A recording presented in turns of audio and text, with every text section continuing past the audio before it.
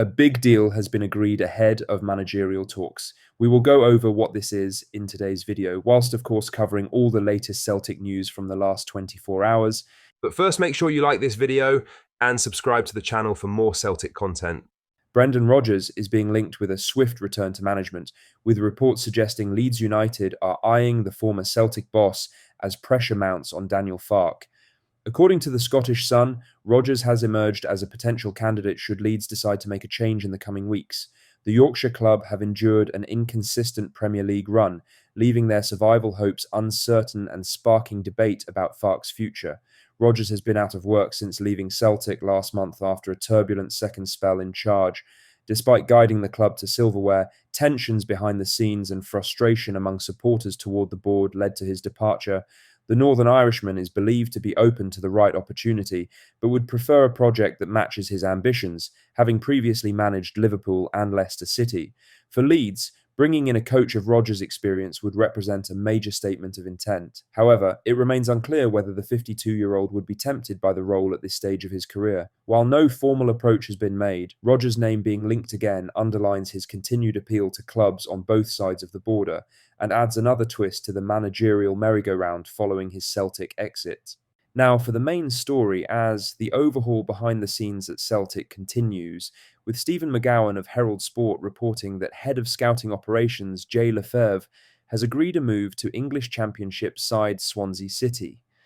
Lefebvre, who joined from Arsenal in December 2019 under former head of football operations Nick Hammond, has been a key figure in Celtic's recruitment setup over the past 5 years.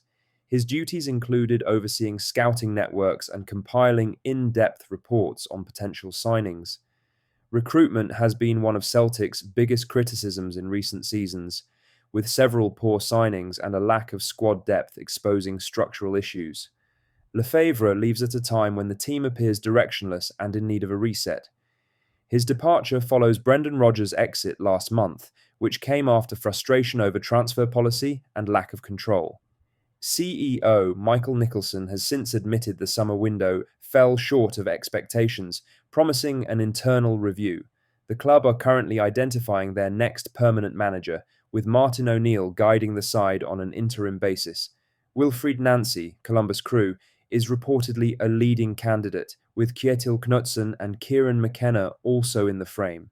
Lefebvre's move marks another step in what looks like a complete restructuring of Celtic's football operations. In other news, Barry Robson has been sacked as Raith Rovers manager less than a year after taking the job. The former Celtic and Scotland midfielder departs Starks Park, with the team sitting 6th in the Scottish Championship, following a dip in form that has seen them fall away from the promotion race. Raith had started the campaign with hopes of challenging for the top 2, but have struggled for consistency since the turn of the year. Robson was appointed in December 2024 on a 2.5-year deal, looking to rebuild his managerial career after leaving Aberdeen earlier that same year. His side showed flashes of progress, but never managed to sustain a run of results to climb the table. Despite sitting only 1 point off rivals Dunfermline, who occupy the final playoff spot, and 3 behind third-placed Arbroath, the Wraith board have decided to act now.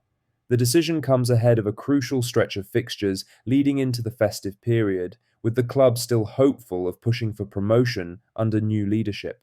No immediate replacement has been named, but Wraith are expected to move quickly to appoint a successor as they look to revive their playoff ambitions. In other news, Scott Bain has admitted he regrets not leaving Celtic sooner after finally reviving his career at Falkirk. Speaking to Sky Sports News following his surprise Scotland recall, the goalkeeper said that staying too long at Parkhead stalled his progress. Bain, who joined Celtic in 2018, spent years as a backup behind Joe Hart and others. Though he collected plenty of medals, he rarely featured in big matches. He confessed that he should have made the move earlier, saying family and financial security made it difficult to walk away from his contract. Now thriving with regular football at Falkirk, Bain's performances have restored his confidence and earned him national team recognition once again. He explained, "Looking back now, I probably should have left Celtic and made the jump to get back into football a bit quicker. But it's hard when you've got a family, a mortgage, and bills to pay. It's not as simple as walking away. I'm just thankful for the opportunity now, Bain. 33, said the move has reignited his love for the game, showing what can happen when players back themselves instead of waiting for chances that never come. His story is a reminder of the fine balance between loyalty and ambition in football, and how stepping away from a big club can sometimes be the best decision of all. Lastly, Celtic are said to be delighted with the impact Martin O'Neill has made since returning as interim boss, with talks over his future expected later this week. According to Sky Sports, the board and principal shareholder Dermot Desmond have been impressed by how O'Neill has lifted the mood and energy at Celtic Park in a short space of time. Performances and training intensity have improved, and key players have responded well to his leadership. O'Neill's experience has steadied the ship after Brendan Rodgers' exit. He's returned to basics, prioritising work rate and mentality, and it's paying off, restoring urgency and unity to the squad. While O'Neill insists his role is temporary, discussions with Desmond will determine whether he remains beyond the international break. Both parties are reportedly open to extending his stay if results continue to improve.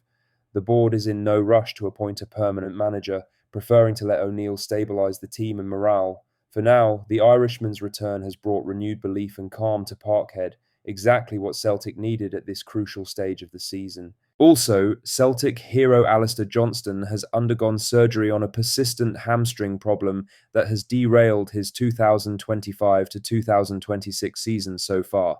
The Canada international revealed the update on Instagram, calling the past few months among the toughest of his career. These past few months have been as challenging as any for me personally since my career began, Johnston wrote. I'm happy to say that I successfully underwent surgery today to repair my hamstring, and hopefully this will be the first step in putting this injury behind me for good.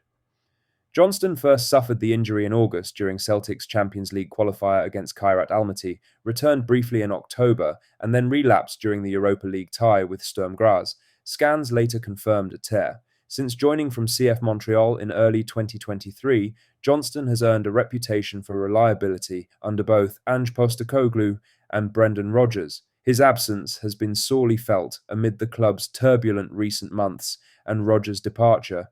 Despite his frustration, Johnston ended on a positive note. Thank you for the support during this time, and I can't wait to be back fully fit later.